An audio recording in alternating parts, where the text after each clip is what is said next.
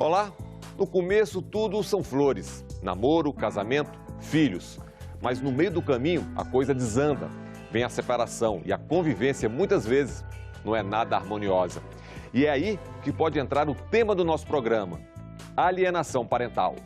O abusador, ele não deixa marca, ele não deixa vestígio. Nosso Estado é omisso e o sangue dos inocentes de todo o país clama nessa hora pela revogação da lei da alienação parental. A Lei Maria da Penha, assim como a lei da alienação parental, é utilizada de forma desvirtuada. E isso não justifica a revogação de nenhuma das duas leis. Doutor.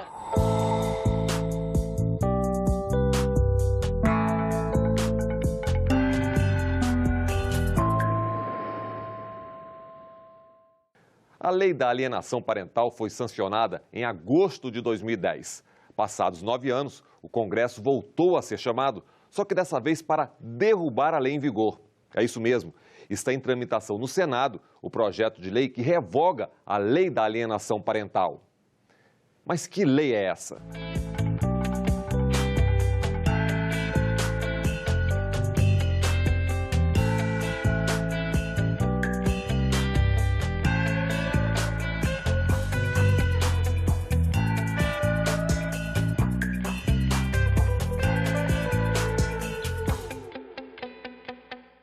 Esclarecido o que é a lei, vamos voltar um pouquinho no tempo. 2010.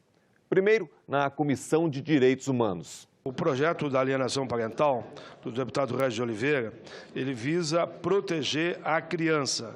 Quando o casal se separa, a criança que acaba sendo prejudicada nas disputas que existem entre os casais. Muitas vezes, inclusive, de forma psicológica, a criança sendo abalada por fatos inverídicos por parte desse ou daquela parte. Esse projeto visa dar um amparo efetivamente para a criança. Devido a isso é que eu sou pela aprovação do projeto. Agora, na Comissão de Constituição e Justiça. Alienação parental consiste em programar uma criança para que depois da separação odeie um dos seus pais. Geralmente é praticada por quem possui a guarda do filho. Para isso, a pessoa lança mão de artifícios baixos, como dificultar o contato da criança com o ex-parceiro, falar mal e contar mentiras. Em casos extremos, não tão raro, a criança é estimulada pelo guardião a acreditar que apanhou ou sofreu abuso sexual. Portanto, é uma matéria da maior importância. Eu sou inteiramente favorável ao projeto. Como vocês viram aí, o senador Paulo Paim e o então senador Pedro Simon foram os relatores do projeto da Lei da Alienação Parental.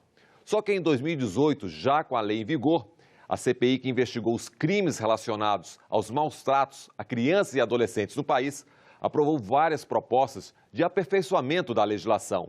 Uma delas é justamente a revogação da Lei 12.318, a Lei da Alienação Parental. Vamos ouvir a representante do CONANDA, o Conselho Nacional dos Direitos da Criança e do Adolescente. A entidade quer a revogação da lei. Vamos saber o porquê. Em relação à Lei 12.318, que dispõe sobre alienação parental, o CONANDA manifesta preocupação diante do fato de que o conceito, alienação parental, não está fundamentado em estudos científicos, bem como não há registro de outros países que mantenham legislação semelhante sobre o assunto. Este colegiado identifica que, em alguns aspectos, essa lei não é oportuna e sequer adequada, pois há dispositivos que ensejam violações graves aos direitos de crianças e adolescentes. E nesse inciso 6º do artigo 2º, apresentar falsa denúncia contra genitor, contra familiares deste ou contra avós para obstar ou dificultar a convivência deles com crianças ou adolescentes é considerado um ato de alienação parental. Entende-se que esse inciso pode ser prejudicial à criança ou adolescente, pois, se um dos genitores desconfia que a ocorrência de alguma forma de violência por parte de outro genitor, ele pode se sentir acuado e esquivar-se de comunicar as suspeitas às autoridades, posto que teme ser considerado alienador. Mas o CONANDA também critica o artigo 6º da Lei da Alienação Parental. Por este artigo, o juiz poderá, entre outras medidas, determinar a alteração da guarda para guarda compartilhada ou sua inversão, determinar a fixação cautelar do domicílio da criança ou adolescente, declarar a suspensão da autoridade parental. Enquanto as previsões dos incisos 5, 6 e 7 revelam uma intervenção desproporcional nas famílias e podem, inclusive, gerar distorções e agravar violações, à medida em que a mudança de guarda, a fixação de domicílio e a suspensão da autoridade parental podem resultar na convivência de criança e adolescente com um suposto abusador, em detrimento do convívio com o suposto alienador. A Lei 12.318, equivocadamente, prioriza a judicialização da vida em detrimento da promoção de outras formas de pacificação de conflitos para o desenvolvimento de laços sociais.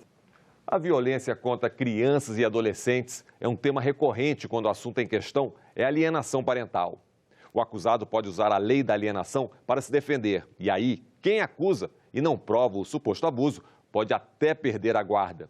Veja os argumentos de quem vê na lei um instrumento para proteger o agressor. Essa área, ela carece muito de ciência, né? Porque a alienação parental não é um conceito científico, é só um termo, e não é uma teoria, é só uma tese de uma pessoa. Há um sofisma de que, se não prova o abuso sexual, e o abuso sexual acima de 90% não é possível provar, até porque as provas que são demandadas pela justiça são presença de sêmen e rompimento de ímen. Meninos não têm ímen, então os meninos já entram com 50% a menos de possibilidade de provar. E presença de sêmen também não acontece, porque apesar do nome ser estupro de vulnerável, na verdade qualquer ato libidinoso é considerado estupro de vulnerável. Não precisa haver uma penetração peniana. O que mais acontece quando acontece penetração é digital, não é peniana. O abusador, ele não deixa marca, ele não deixa vestígio. Então, ele não deixa nenhuma possibilidade de se provar o abuso. A única possibilidade é a voz da criança, que é a testemunha do abuso, né? E, apesar disso, o que está acontecendo? A criança é desacreditada, a criança é chamada de mentirosa. A criança, hoje, na justiça, ela, né, quando ela relata com muita precisão um ato libidinoso, ela é tida como ela está com implantação de falsas memórias. Isto é outra afirmação absolutamente lunática, porque uma criança vai até os 11 anos de idade, com o pensamento dela, o desenvolvimento cognitivo dela, o raciocínio é concreto. Então, a criança só consegue memorizar o que ela experimenta, passa pela percepção dela, ou seja, ela tem que ver, tem que pegar, tem que sentir o cheiro, tem que sentir o gosto, tem que ouvir. Ela tem os 5 sentidos para dar a ela um determinado dado. Isso é consagrado. Não há como uma criança decorar um texto que tenha um conteúdo cognitivo alheio à experiência dela. Uma criança de 5 anos não pode afirmar, por exemplo, que o leitinho do piu-piu do papai tem um gosto estragado. Ela não sabe nem que sai leitinho do piu-piu do papai. Então, ela não tem condição de ter essa informação. E ela, além de afirmar isso, ela desenha, ela relata de novo, ela explica quando você pergunta, mas no Brasil tudo é alienação parental, tudo é falsa denúncia de abuso sexual. Se radicalizou. E o que a gente tem é o rito, a queixa do abuso sexual, a acusação de alienação parental, não há como se defender da alienação parental, porque é um circuito fechado, e o afastamento da mãe. A privação materna é danosa. Nós estamos criando uma geração de pessoas que vão ser inválidas socialmente. E agora, o depoimento do avô pela revogação da lei. Veja bem, eu sou um advogado, eu sou pai, eu sou avô, e eu estou falando aquilo que eu senti na pele, porque eu tive que defender a minha neta, que foi vítima de abuso sexual. E para defendê-la, eu demorei todos esses anos, porque até agora o processo não encerrou. Apesar de que, em 26 de julho de 2017, eu consegui do Tribunal de Justiça de São Paulo um acórdão que me garantiu que eu permaneça com a minha neta e que ela não é obrigada a ver o pai, a se encontrar com o pai, e eu não sou obrigado a pagar multa nenhuma. A hora que surge em relação a essa lei, é que essa lei ela foi feita especificamente para defender os pedófilos.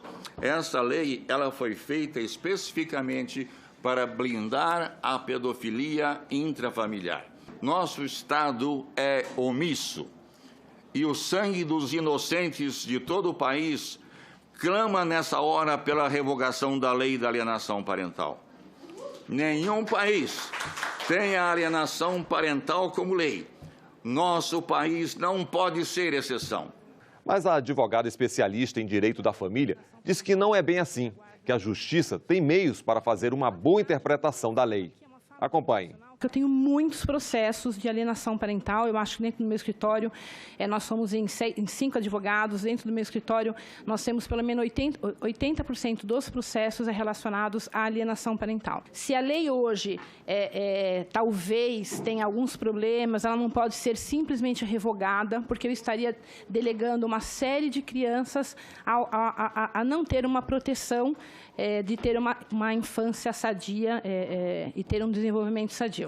Todo mundo faz parte de uma sociedade que nós temos internalizado que a mãe é sempre a primeira pessoa que melhor atenderia a criança. E o julgador brasileiro também tem isso internalizado. Então, acreditar que simples e puramente um juiz vai pegar e dar uma guarda para um homem só porque uma mulher fez uma acusação que não se demonstrou verdadeira, isso não é uma verdade, né? Assim, nós temos raríssimos casos que nós temos uma falsa acusação de abuso sexual e que há inversão de guarda. Toda acusação que vem para o Poder Judiciário, ele recepciona, ele suspende imediatamente a convivência dessa criança com o genitor que está sendo acusado e faz uma ampla investigação. E depois da ampla investigação, só existe a inversão da guarda quando eu tenho outros ingredientes que não só a falsa acusação.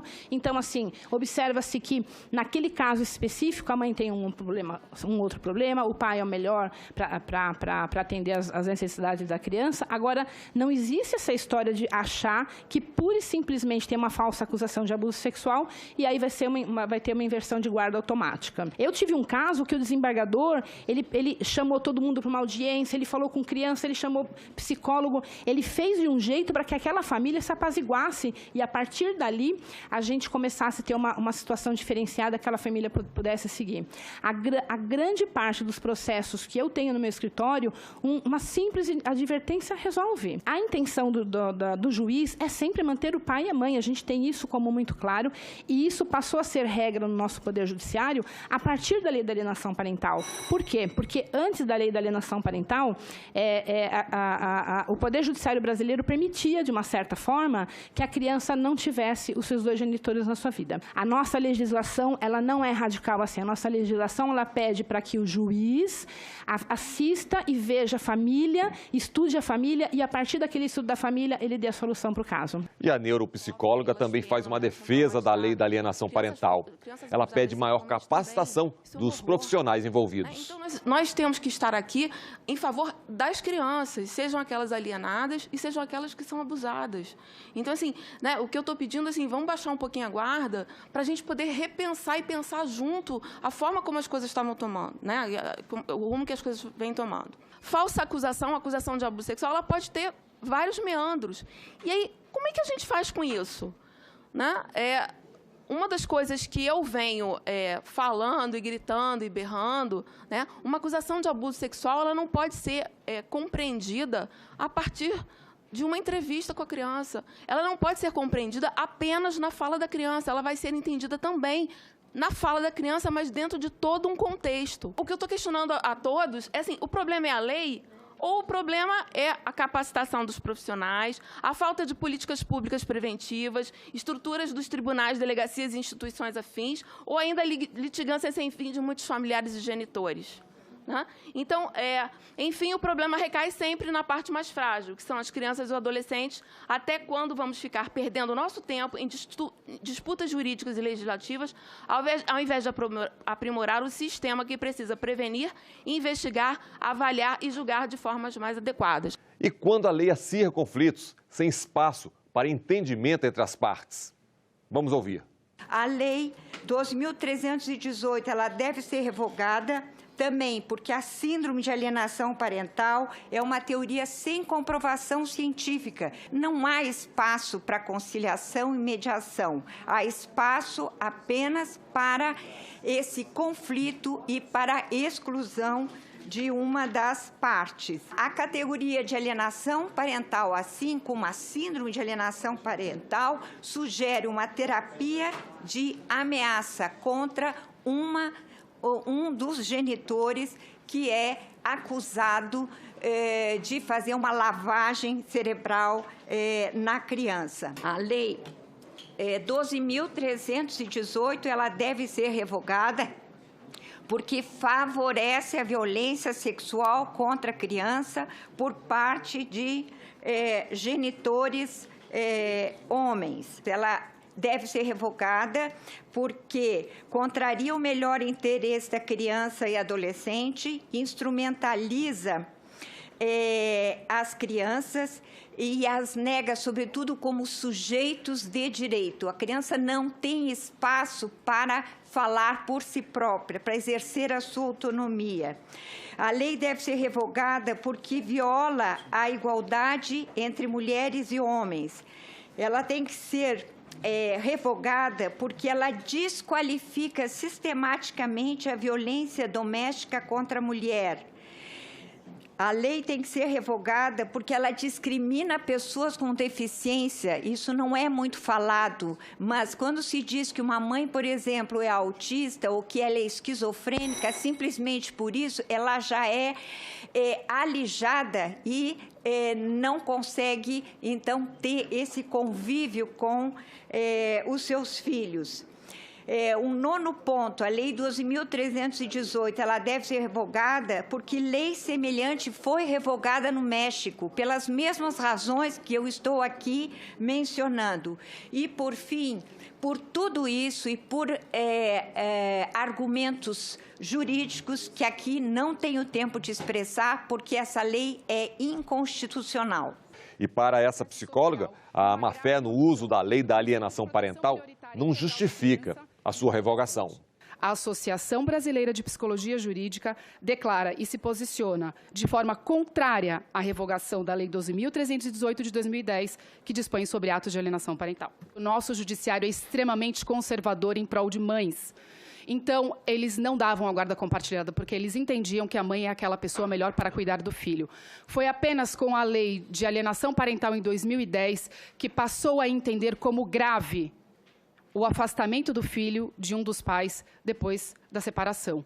Então, a lei de alienação parental, ela teve uma importante função social na validação do papel do pai e na equiparação de que ambos os pais são importantes na vida da criança. Temos a Organização Mundial de Saúde, ela registrou o termo alienação parental no índice de termos, tá? Não é um diagnóstico próprio, tá? Nós não temos um diagnóstico próprio na Organização Mundial de Saúde, no CID-11, porém, eles decidiram, tamanha pesquisa do termo alienação parental... Doutora, interesse... um minuto, mais um minuto, tá? Eles resolveram registrar o termo alienação parental no índice de termos, ou seja, trata-se de um fenômeno, um problema que é amplamente pesquisado e procurado, de forma que eles entenderam que precisava registrar. Se fosse algo tão absurdo, a Organização Mundial, e contestável, a Organização Mundial de Saúde não teria registrado. Quem decidiu registrar foi um comitê científico mundial que se organiza durante anos de pesquisa para decidir. Então, esse amplo desvirtuamento do uso da teoria da alienação parental é por parte da defesa. O pedófilo tenta se utilizar da teoria da alienação parental para que ele faça a sua defesa. Ele consegue? Não. E aí, o que nós vamos fazer? Nós vamos capacitar... O que nós precisamos fazer? Por favor. As medidas que trarão resultados mais eficientes em casos isolados de má aplicação de qualquer dispositivo legal vamos modificar nuances da lei sem revogá-la. Gente, se a gente for falar nisso, então a gente vai revogar a Lei Maria da Penha, porque existe um monte de uso de má-fé. Não faz sentido. A Lei Maria da Penha... Por favor. A Lei Por favor, por favor. Existem a má utilização de qualquer dispositivo protetivo. A Lei Maria da Penha, assim como a Lei da alienação parental, é utilizada de forma desvirtuada. E isso não justifica a revogação de nenhuma das duas leis. Obrigada, doutora. Tudo bem. Pode falar. Enfim, se a lei da alienação parental vai ou não ser revogada, esta é uma decisão de deputados e senadores. Mas é óbvio que, seja qual for a decisão, o interesse maior sempre será da criança e do adolescente, do lado mais frágil nessa relação familiar. E é isso que os senadores deixaram bem claro durante a audiência pública. Mal eu imaginava que viria para essa casa, né? E, de alguma forma, colaborar com esse debate que precisa ser um debate na base do diálogo. Com razão, mas urgente, porque tem gente sofrendo de um lado e do outro. Uma coisa eu tenho certeza, o que se quer aqui é o bem das crianças.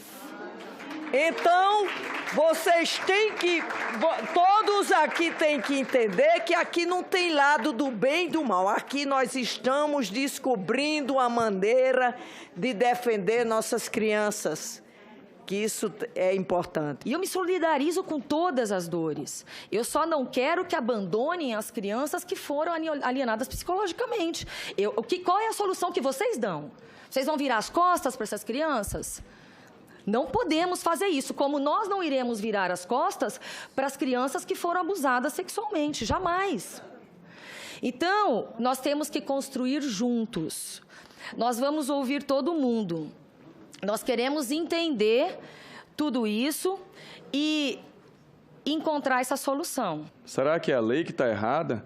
Ou será que são pessoas que utilizam a lei de forma errada? Eu acho que está faltando aqui é o profissional que utiliza da lei de forma a se beneficiar, a de se tornar essa lei favorável a ela e a essa promoção da pedofilia, ela deveria pagar a mesma pena do pedófilo. Ou até pior. Se é juiz,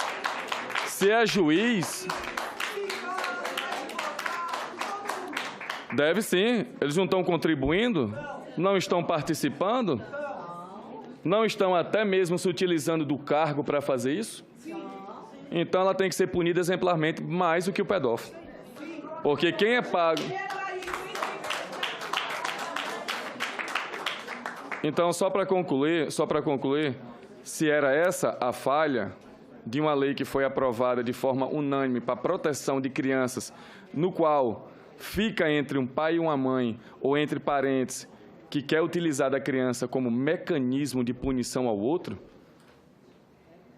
se quer utilizar a criança como mecanismo de você atingir aquela pessoa que lhe traiu, que lhe deixou, que de alguma forma não quer mais estar com você, ou pai, ou mãe, ou avô, sei lá quem está fazendo isso, e o psicólogo, o juiz, o promotor, qualquer pessoa que está aqui dentro dessa lei, que teria por responsabilidade de cumpri-la, se não está fazendo, então, Leila, sugestão, não seria o fato de modificar, seria o fato de acrescentar e punir exemplarmente essas pessoas. Entendeu? Porque se a lei está funcionando bem e tem gente que não obedece, gente que não cumpre, que seja exposta, que tire a profissão dela, é o conselho de quê? De psicologia, sei lá, ou de medicina, que o juiz perca a sua toga, que o promotor seja expulso. Esse país precisa de punições exemplares. Tem que ser preso mesmo. A gente tem que esgotar, e nós vamos esgotar e vamos segurar esse boi pelo chifre, tá? Nós estamos levando isso com muita responsabilidade, não só eu como relatora, vejo aqui pelos meus pares que a comissão também entende a importância, né, de tomarmos uma posição com relação a essa lei. O foco aqui nessa discussão E isso é unânime entre nós. É a criança. Agora eu vou dizer... É o que mais sofre nessa história. Aqui dentro, ninguém defende pedófilo. Tenho certeza absoluta. Ninguém defende. Ninguém, nem vagabundos. Eu sei que todos vocês que estão aqui querem o melhor para nossas crianças. Todos vocês querem o melhor. E haveremos de nos somar de que a lei seja debatida exaustivamente e que o resultado final seja a vitória das nossas crianças. E vamos ficando por aqui. Espero que o programa tenha sido esclarecedor. E se você gostou, vá na nossa página, compartilhe. Obrigado pela companhia. E até o nosso próximo Em Discussão.